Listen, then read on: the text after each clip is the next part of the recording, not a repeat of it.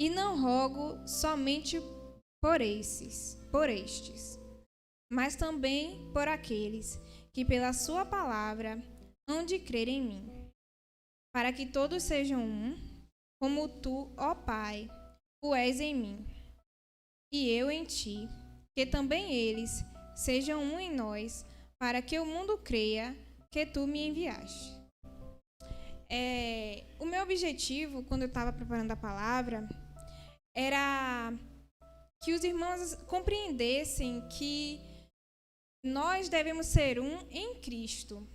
O tema é temos que ser um, e nós podemos ser um de diversas formas, em diversos lugares. Nós podemos formar grupos, nós podemos formar organizações de diversos tipos, mas a unidade que vai nos fazer cumprir a vontade de Deus, que vai glorificar o nome de Deus, é a unidade em Cristo, que é o nosso Senhor, e nós devemos, a cada momento, buscar estar nele, porque quando nós estamos nele, nós seremos um. E muitas vezes, quando a gente fala nesse tema de unidade, de comunhão, claro que é importante a gente falar sobre as nossas relações interpessoais, a relação com o nosso irmão, mas toda a nossa relação com o nosso irmão é e deve ser baseada sempre no nosso relacionamento com Deus. Assim a gente vai conseguir ser um, porque Ele nos dá essa capacidade de sermos um, e nós seremos um que faz a vontade de Deus, que cumpre a vontade de Deus, que representa Jesus aqui na Terra. Aqui nesse capítulo, no capítulo 17, Jesus está fazendo uma oração em favor dos seus discípulos, aqueles que estavam caminhando com Ele. E em todos os capítulos aqui anteriores, fica bem claro que Jesus tem uma preocupação em relação aos seus discípulos sobre como seria a vida deles aqui na Terra depois que ele fosse sacrificado e glorificado, né? Nos capítulos de 13 a 16, Jesus ele dá diversas orientações para os discípulos sobre como seria a vida deles daquele momento em diante, sobre como eles deveriam se comportar em relação uns aos outros e como eles deveriam agir como cristãos. E nesse momento, ele está orando ao Pai para que, de acordo com todas as orientações que ele deu para os discípulos, de acordo com tudo que ele já sabia que iria acontecer, que o Pai pudesse guardar os discípulos daquele momento em diante. E, como a gente pode ver aqui no versículo 21, essa oração ela não se restringe apenas àqueles discípulos que estavam ali naquele momento, reunidos com Jesus, caminhando com Jesus. Há uma preocupação de Jesus em relação ao que seria dos seus futuros discípulos, ao que seria da igreja depois que ele fosse glorificado. Porque enquanto Jesus estava ali, presente, ensinando, liderando pessoalmente, né, como homem, aos seus discípulos, ele conseguia, de certa maneira, controlar como que eles se comportariam, manter a unidade do grupo. Mas, a partir do momento que Jesus não estava ali mais como homem, não estava mais ali em carne, a necessidade de unidade da igreja passa a ser ainda mais importante. Porque nós, como igreja, como discípulos de Cristo, hoje temos um papel de representar Cristo na Terra, de continuar a obra que Jesus iniciou aqui na Terra. Então, nós devemos permanecer nele, permanecer juntos. Nós só conseguimos fazer essas coisas através da unidade.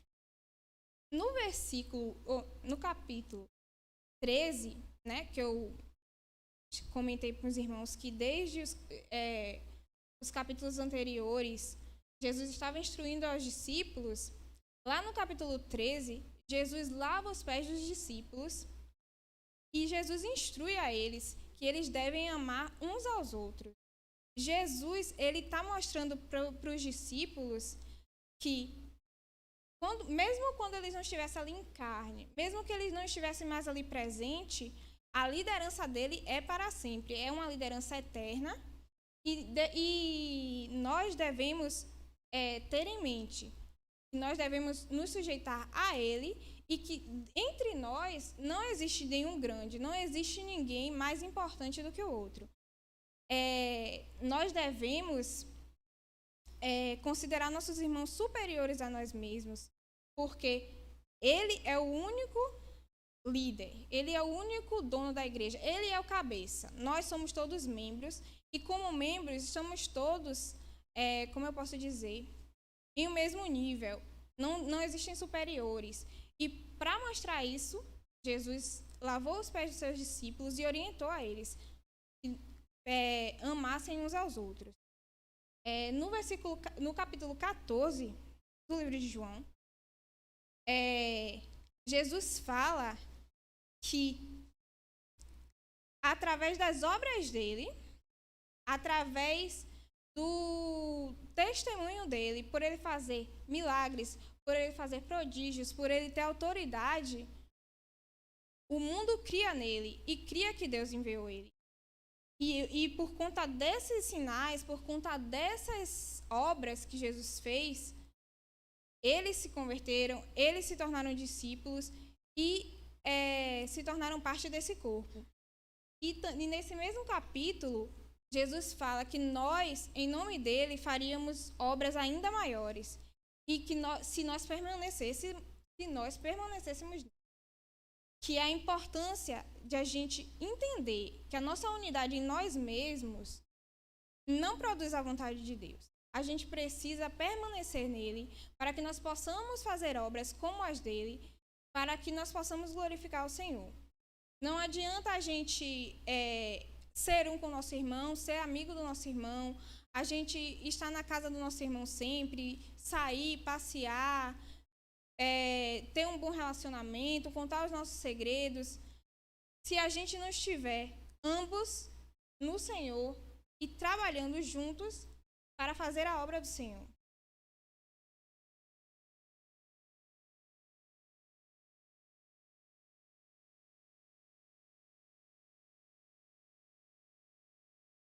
No capítulo 15, Jesus fala que ele é a videira verdadeira e que para produzirmos frutos, nós precisamos estar nele.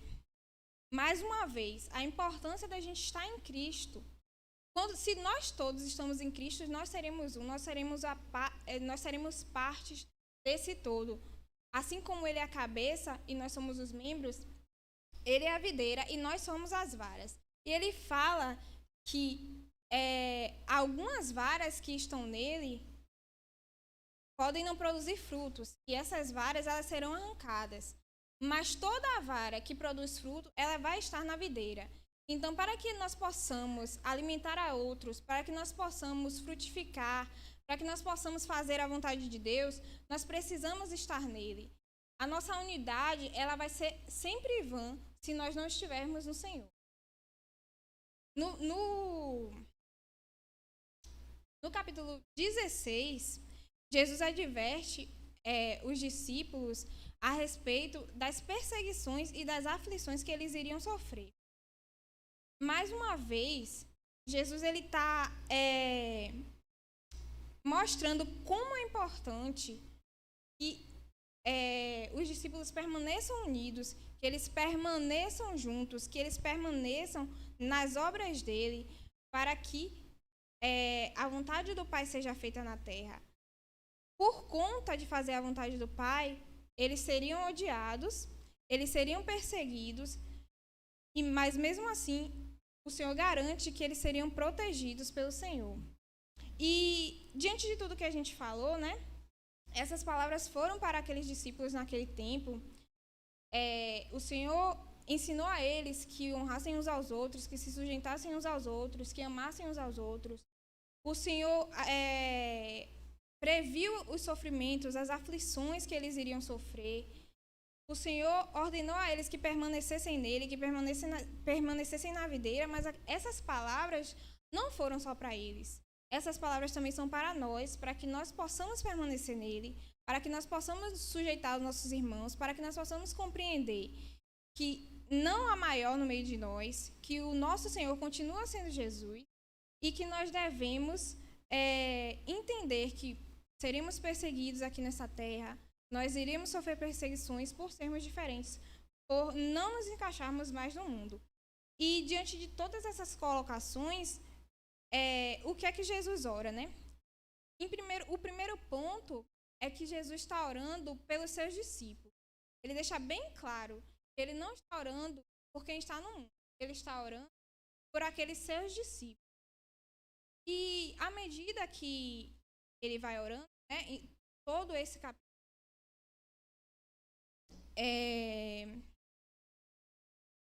Jesus ele vai trazendo à tona algumas características desses homens, desses discípulos que estavam ali, e que nós podemos também aplicar nas nossas vidas. Podemos entender que, como discípulos do Senhor, nós precisamos ter essas características, e nós precisamos dessas características se nós quisermos ser um. Porque se a gente não tiver essas características, ainda que por algum outro meio, por algum outro motivo, com qualquer outra intenção, a gente consiga algum tipo de unidade, essa unidade vai ser em vão. O primeiro ponto que Jesus fala, lá no versículo 8 do 7, é que os discípulos, eles aceitaram as palavras de Jesus. Então, assim como os discípulos, eles aceitaram as palavras de Jesus, é necessário que a gente também aceite as palavras de Jesus. Todos nós, todos a maioria, nós aceitamos a palavra de Jesus. Nós aceitamos que Ele é o nosso Senhor. Nós aceitamos que Ele é o Filho de Deus. Nós aceitamos que Ele veio conquistar uma herança para nós e que hoje nós temos direito a essa herança. Nós aceitamos as promessas que Ele fez. Então, o primeiro ponto que nós precisamos ter para ser discípulos do Senhor e, consequentemente, para que a gente possa ser um, é que a gente precisa aceitar a palavra do Senhor. E a partir do momento que a gente aceita a palavra do Senhor, nós temos isso em comum. E isso vai nos fazer um. O outro ponto, lá no versículo 6 do capítulo 17, é que os discípulos do Senhor, eles obedeceram às suas palavras. Olhando a história, né, dos discípulos, aqueles 12 que seguiriam a Jesus, nós podemos ver que o primeiro momento em que eles demonstram essa obediência é quando eles deixam tudo para trás e seguem a Jesus. Então, da mesma maneira, nós também precisamos, nas nossas vidas, a partir do momento que nós queremos ser um, que nós queremos estar no Pai, nós precisamos também deixar as coisas velhas, deixar as coisas antigas, se for necessário família, se for necessário casa, se for necessário práticas que nós gostávamos antes, pessoas, amizades. Então, esses discípulos, eles deixaram tudo para trás em busca do reino de Deus.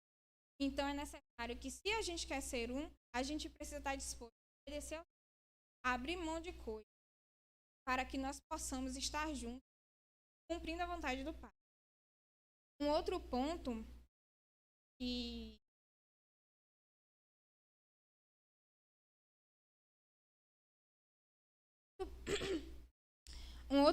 que a gente pode ver nessa oração de Jesus, que ele identifica os discípulos, é que os discípulos do Senhor, eles glorificam a Cristo. Ou seja, uma vida transformada, uma vida de quem obedeceu a Jesus, de quem aceitou as palavras de Jesus, é uma vida que vai glorificar o Senhor. Então, nós precisamos também, na nossa vida, buscar glorificar o Senhor. Como é que nós vamos glorificar? As pessoas viam que aqueles homens não praticavam mais as coisas. As pessoas conheciam eles, viam eles e percebiam que eles já não eram os mesmos. Que as coisas que eles faziam antes, eles não faziam mais. Que eles já não se encaixavam mais naquele mundo que eles se encaixavam antes.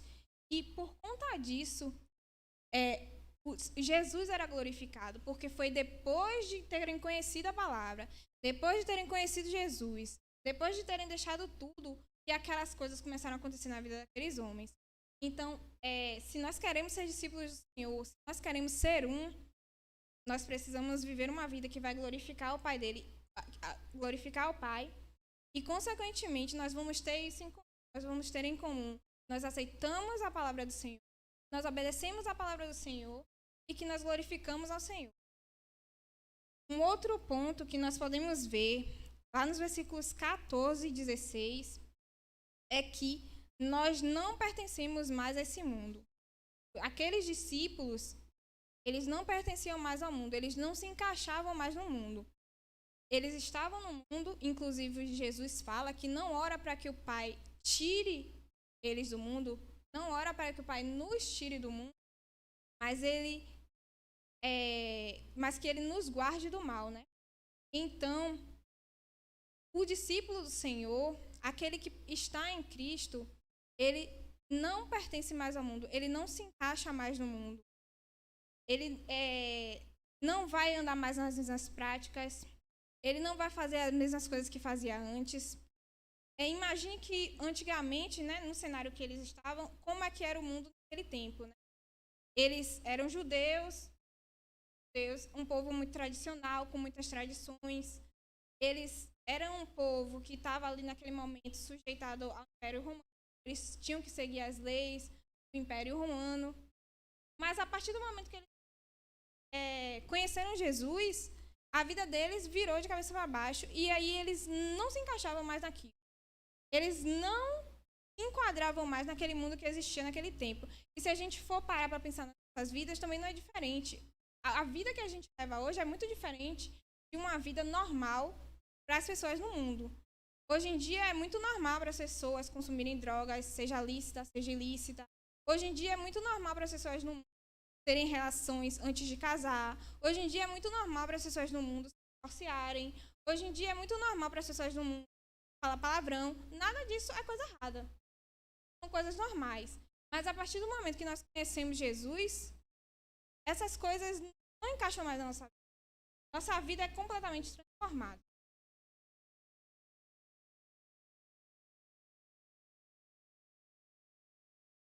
Então, ficou claro para a gente, né, que Jesus identificava certas características naqueles discípulos que estavam ali com eles, e nós devemos ter também essas características. E essas características,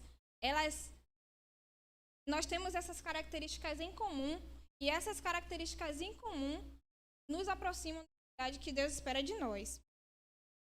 Mas essa oração, ela estava direcionada para os discípulos, para aqueles e para toda a igreja, e ela tinha objetivos. Jesus estava orando por coisas, para que Deus nos desse coisas, nos fizesse coisas. E o que é que Jesus estava orando para Deus fazer? Jesus estava orando para que nós fôssemos um com Ele e com o Pai.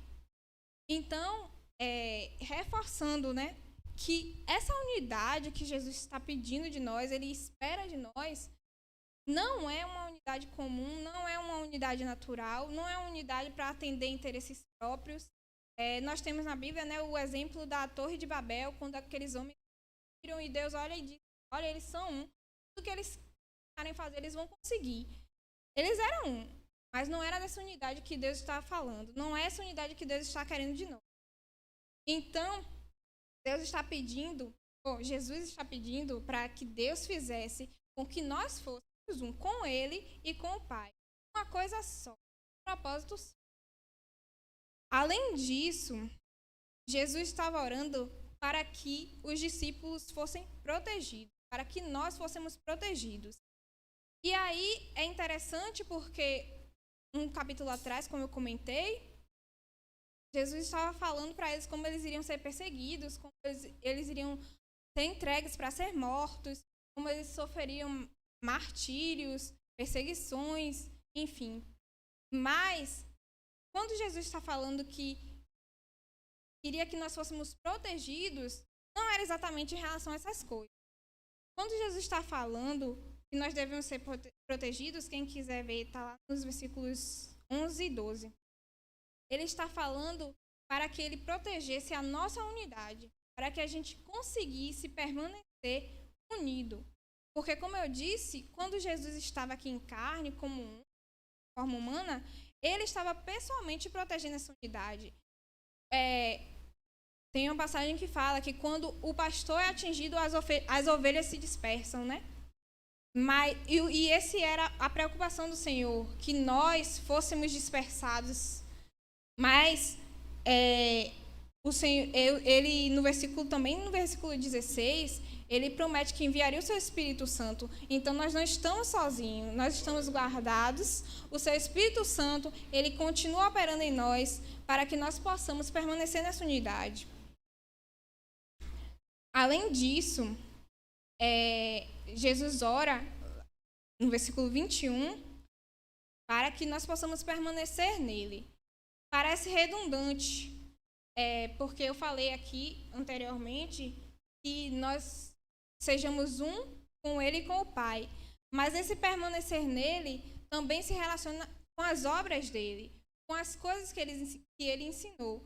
Porque Jesus ensinou muitas coisas para os discípulos, viram muitas coisas e era a missão deles, né? Que essas coisas não se perdessem. E como nós hoje podemos ver, nós hoje conseguimos estar aqui, nós podemos estar a unidade permanecer através dos séculos. O Senhor cumpriu as suas promessas para aqueles discípulos, o Senhor cumpriu as promessas para a sua igreja, e hoje nós podemos ser um,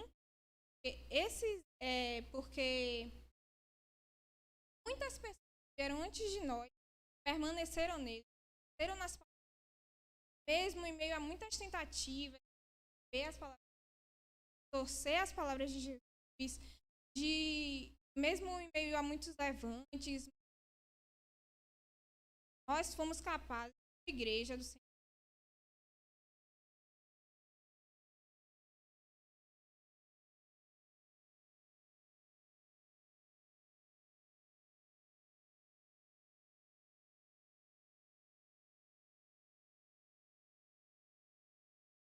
ser um com ele e com nossos irmãos, porque Jesus tinha planos para a sua igreja, Jesus tinha planos para os seus servos. No versículo 18, fica claro que Jesus tinha planos de enviar os seus discípulos ao mundo. E esse enviar os discípulos ao mundo é para fazer novos discípulos, é para ganhar almas para Jesus. Então, o Senhor, ele não manda a gente ser um para que a gente possa se beneficiar daquilo que o irmão pode nos oferecer. Jesus não manda que a gente seja um para que a gente possa viver uma vida tranquila, uma vida em paz, com muitos irmãos, com muitos amigos. Isso também vem como consequência. Mas o Senhor manda que a gente seja um porque ele quer ainda alcançar muitos outros. Muitos outros que ainda estão no mundo, que ainda estão perecendo, mas assim como nós, precisam ser resgatados. Além disso, no versículo 20, a gente vê que há a preocupação do Senhor de que a gente seja um, para que o mundo creia, para que os outros creiam no Evangelho, para que os outros creiam que Jesus é o Filho de Deus e que ele foi enviado. Porque quando nós somos um, isso testifica de que Jesus, ele tem poder, que ele fez essas coisas e que ele faz essas coisas. Como eu disse, através dos séculos, muitas pessoas trabalharam em favor do Evangelho, muitas pessoas permaneceram nele, muitos irmãos permaneceram unidos para que nós hoje pudéssemos estar aqui. Então, é importante que a gente permaneça unido, que a gente permaneça falando as mesmas coisas, concordando em obedecer ao Senhor, concordando que ele é o Filho de Deus, que ele tem poder para salvar, para que o mundo possa crer que ele realmente é o Filho de Deus e no Evangelho da salvação.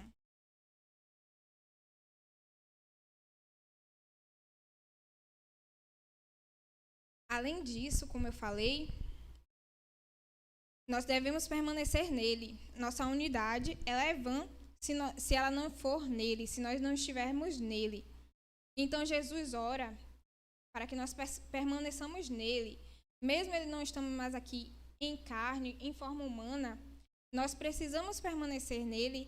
E nessa oração, Jesus ele pede ao Pai que nós possamos, e o Pai nos capacite, através do seu Espírito Santo, que nós possamos permanecer nele para que o mundo creia que ele o enviou. Então, precisamos permanecer unidos uns com os outros para que o mundo creia que o Pai enviou.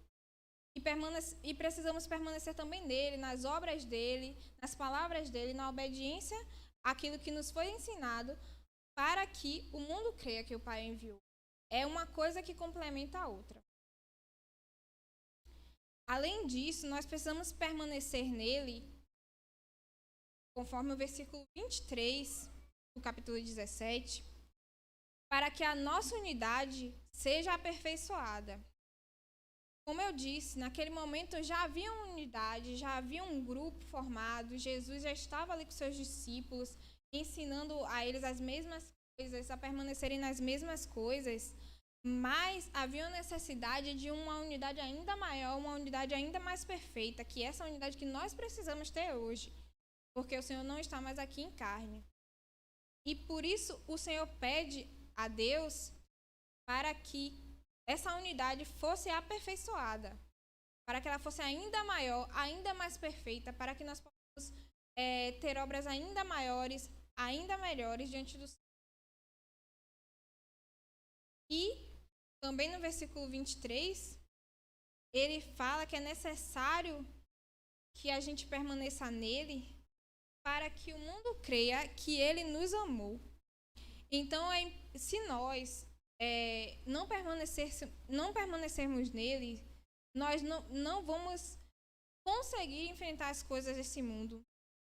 Como nós falamos, hoje em dia nós não vivemos, né, uma perseguição tão terrível como era naquele tempo para aqueles irmãos.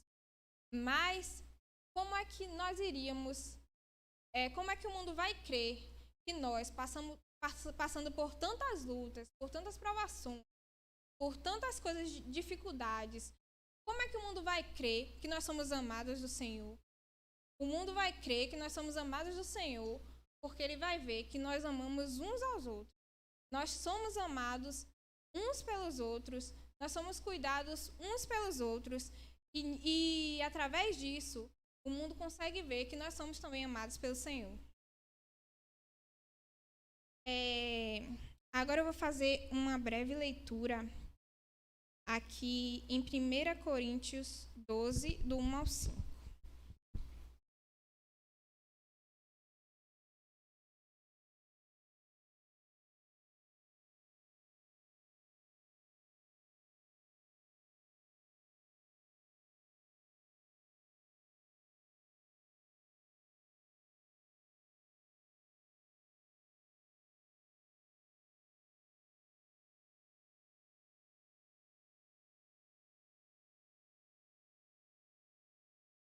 Eu vou fazer a leitura, os irmãos me acompanham. Acerca dos dons espirituais, não quero, irmãos, que sejais ignorantes. Vós bem sabeis que ereis gentios, levados aos ídolos mudos, conforme ereis guiados. Portanto, vos quero fazer compreender que ninguém fala pelo Espírito de Deus, que ninguém que fala pelo Espírito de Deus diz, Jesus é anátema. E ninguém pode dizer que Jesus é Senhor, senão pelo Espírito Santo. Ora, há diversidade de dons, mas o Espírito é o mesmo. E há diversidade de ministérios, mas o Senhor é o mesmo.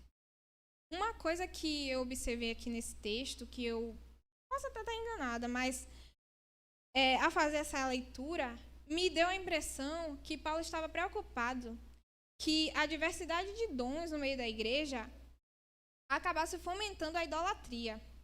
Como assim? Já pensou, por exemplo, se aqui na igreja o Ministério do Louvor pensasse: o meu dom, a minha habilidade é para cantar e tocar. Então eu tenho um Deus diferente dos pregadores. Então quem faz coreografia tem uma habilidade diferente e essa habilidade diferente é dada por um outro Deus. Imagine a confusão que seria no meio da igreja. Então, me parece aqui, nos versículos 2 e 3, que Paulo está preocupado que aquelas práticas pagãs, aquelas práticas idólatras que os irmãos tinham, né? Os irmãos ali da igreja de Corinto tinham, que elas acabassem sendo fomentadas no meio da igreja por conta da diversidade de dons. E ele está deixando aqui bem claro que mesmo havendo uma diversidade de dons, uma diversidade de ministérios dentro da igreja, todos esses ministérios, todos esses dons, todas essas habilidades servem a um único propósito e são dados por um único Espírito, que é o Espírito de Deus. Então, nós precisamos entender que nós não somos todos iguais, nós não temos a mesma função dentro da igreja, mas nós temos todos o mesmo propósito. Cada um, uma função só, não cumpre o propósito de Deus aqui na Terra. O propósito de Deus qual é? Que o Evangelho seja pregado, que o nome dele seja glorificado e que mais e mais vidas sejam alcançadas. Se todo mundo aqui cantasse, a vontade do Senhor seria feita? Poderia ser parcialmente, mas não seria completamente. Se todo mundo aqui pregasse, será que a vontade do Senhor seria feita? Só pregasse, não fizesse mais nada. Só cantasse, não fizesse mais nada. Será que a vontade do Senhor seria feita? Poderia ser feita parcialmente, mas não completamente. Se todo mundo aqui falasse em línguas, será que a vontade do Senhor seria feita? Poderia ser feita parcialmente, mas não completamente. O que é que eu quero dizer? Nós todos somos diferentes. Nós não temos a mesma função. Nós não iremos fazer as mesmas coisas, mas é nessa diferença que a vontade do Senhor é feita por completo. Não adianta que a gente venha fazer todo mundo a mesma coisa, não adianta que a gente venha ser todo mundo igual, porque a vontade do Senhor ela só é completa quando nós somos diferentes. Quando nós conhecemos Jesus, nós já somos diferentes, né? Deus poderia, se fosse a vontade dele, nos fazer iguais a partir do momento que a gente aceita ele. Mas, pelo contrário, como a gente pode ver, Jesus nos faz ainda mais diferentes depois que nós conhecemos a ele, porque ele separa cada um para fazer uma. Então, por mais que isso tenha causado certa confusão, né? E às vezes causa também certa não, mas pode causar em algumas igrejas, em alguns lugares. Mesmo assim, o Senhor entende que é importante que a gente seja diferente. E ele mantém as nossas diferenças e ele nos faz ainda mais diferentes depois que nós conhecemos a ele. Uma coisa, mais um ponto que eu queria falar é em relação a essas diferenças, né? No momento em que nós estamos pregando o Evangelho também. Muitas vezes a gente não consegue enxergar que pessoas diferentes podem ser alcançadas pelo Senhor. E um exemplo que me veio à mente foi o exemplo de Paulo. O que é que aconteceu? Quando os discípulos estavam ali reunidos, né? Antes do Pentecostes, eles estavam ali todos em oração, unânimes, juntos. Eles entraram em um acordo, né? Eles perceberam que Judas não estava mais ali, Judas tinha se perdido, Judas tinha morrido por conta do pecado dele, e eles decidiram que deveria ser escolhido um novo apóstolo para substituir Judas. E o que é que eles fizeram? Eles primeiro fizeram uma boa análise, eles viram as pessoas que tinham caminhado com Jesus durante o ministério, né? Ou seja, que estava ali junto com eles, junto com os 11, desde o começo. Eles avaliaram bem e escolheram 2 homens que seriam candidatos a novos apóstolos. E aí, a partir desses 2 homens, eles buscaram a orientação do Senhor para que esses 2 homens... e isso também se aplica... eu estou falando em relação a evangelizar, mas também isso se aplica também dentro da igreja, né? Mas aí, voltando. Eles escolheram 2 homens e aí buscaram a orientação de Deus e aí lançaram sortes e escolheram Matias. Mas onde é que eu quero chegar com isso? Se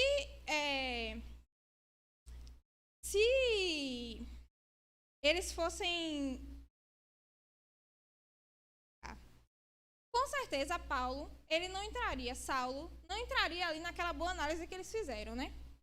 Ele não andou com Jesus, ele não estava com Jesus desde o começo do ministério, muito pelo contrário, depois desse momento, depois do Pentecostes, ele ainda seria ali testemunha do apedrejamento de Estevão, ele ainda continuaria perseguindo a igreja, e futuramente ele veio a se tornar um apóstolo do Senhor. O que eu quero dizer? Nós não somos capazes de avaliar quem é digno e quem não é de fazer parte desse corpo. Tanto seja um irmão que já está aqui conosco, nós não temos direito, nós não temos autoridade para poder dizer quem deve e quem não deve permanecer no corpo.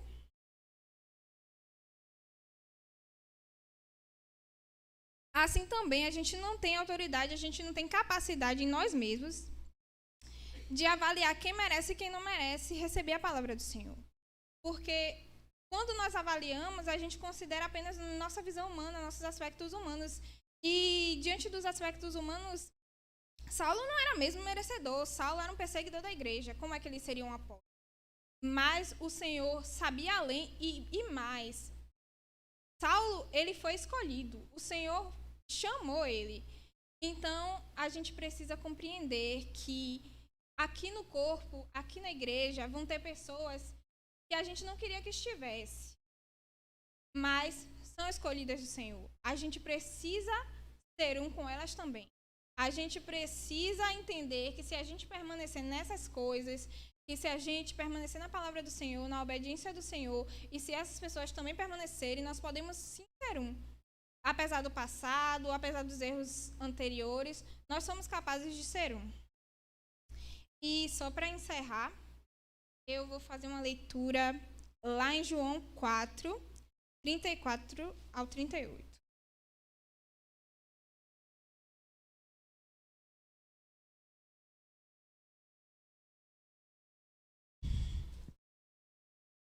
Eu vou ler e os irmãos me acompanham.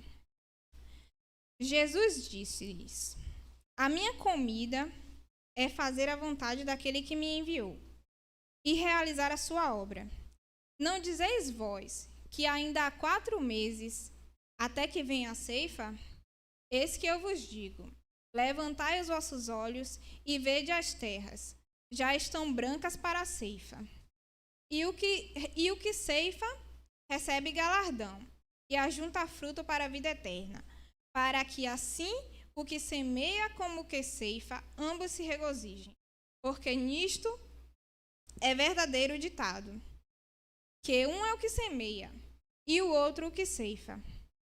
Eu vos enviei a ceifar, onde vós não trabalhastes, outros trabalharam, e vós entrastes no seu trabalho. O primeiro ponto que eu queria ressaltar nesse texto é que nós somos corpo de Cristo, somos um para fazer a vontade do Pai. Então, a fome de Deus, a fome de Jesus precisa ser a nossa fome. Então, nós precisamos desejar fazer a vontade do Pai, nós precisamos ter também em comum esse desejo de pregar o Evangelho, de levar a salvação àqueles que precisam e de estar fazendo a vontade do Pai em todo o tempo. O outro ponto que eu queria ressaltar é que nós, como indivíduos, nós somos apenas uma pequena parte no plano de Deus. Como está escrito aqui, tem um que semeia e tem outro que ceifa. E às vezes a gente se sente frustrado porque a gente não consegue ver o trabalho completo. Mas é para isso que o Senhor nos fez muitos e diversos, para que cada um fizesse a sua parte para que a vontade dele seja cumprida.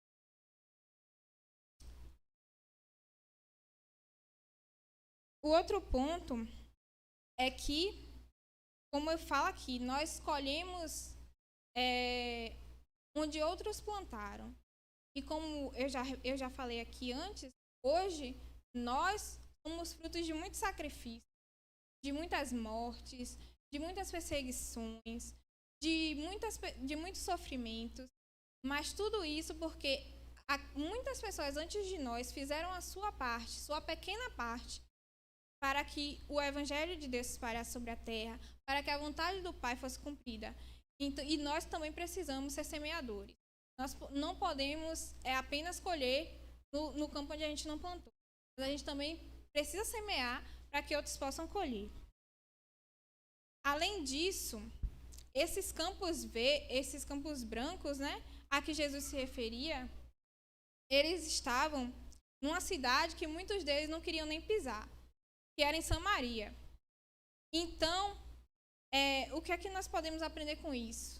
Nós precisamos ir aonde o Senhor nos manda, aonde o Senhor nos ordena, e nós precisamos saber que o lugar onde esses campos estão brancos nem sempre é o lugar onde a gente quer ir. Às vezes a gente quer colher em um campo que não é o campo onde o Senhor nos mandou ir. Mas nós precisamos ir aonde os campos estão brancos, aonde o Senhor nos mandou ceifar. Aqui Jesus fala que Ele está enviando eles para colher naqueles campos.